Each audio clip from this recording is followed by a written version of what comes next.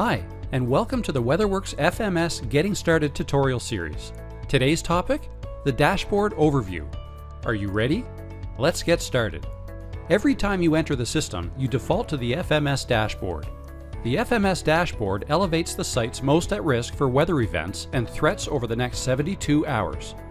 The dashboard is made up of 6 functional areas. We'll address each one now. Depending on your subscription, you may or may not see this control. At the very top of the page, we have a winter, non-winter toggle control. In this case, you can see we have 0 active winter sites and 96 active non-winter sites. Active means sites with events and threats. The team at WeatherWorks establishes monitoring criteria for each type. Generally, winter is focused on snow and ice events, while non-winter consists of things like rain, wind, and other weather conditions and hazards. Clicking on either toggle adjusts the page display to focus on the selected type and changes the display accordingly. For now, we'll select the non-winter toggle. Next up, the 72-hour threat map. Here, we plot sites with active events using site location pins.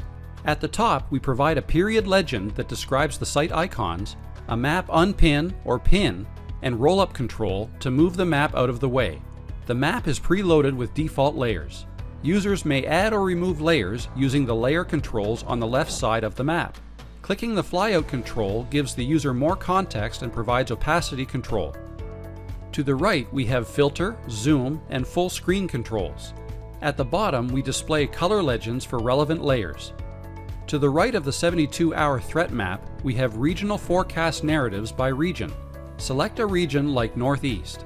When clicked and available, you will be taken to timely, meteorologist-generated content. The Event Totals and Quick Filters area provides one-button sorting for the active sites list. Clicking on the Red Event Totals button, for example, removes the clutter and shows just the sites with events beginning within 24 hours. Deselecting the Red Event Totals button returns us to our default view. Clicking on a quick filter has similar functionality. For example, we'll click on the greater than or equal to 50% button. This shows only those active sites with a greater than 50% probability of precipitation. The active sites list has a few controls we'll cover here. First, we'll reset our filters.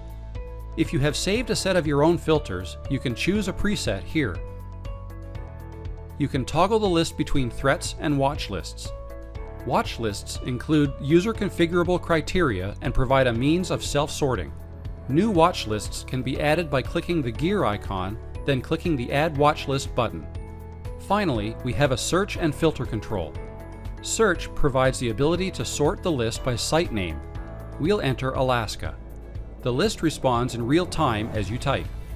As you can see, we've filtered out all sites except Alaska Commercial Company. The filter control provides additional means to sort the list that aren't already provided by default, such as state, city, county, and zip code filters. Choose your combination and apply or save as a preset for future use. The last and probably most critical area on the dashboard is the threat tile.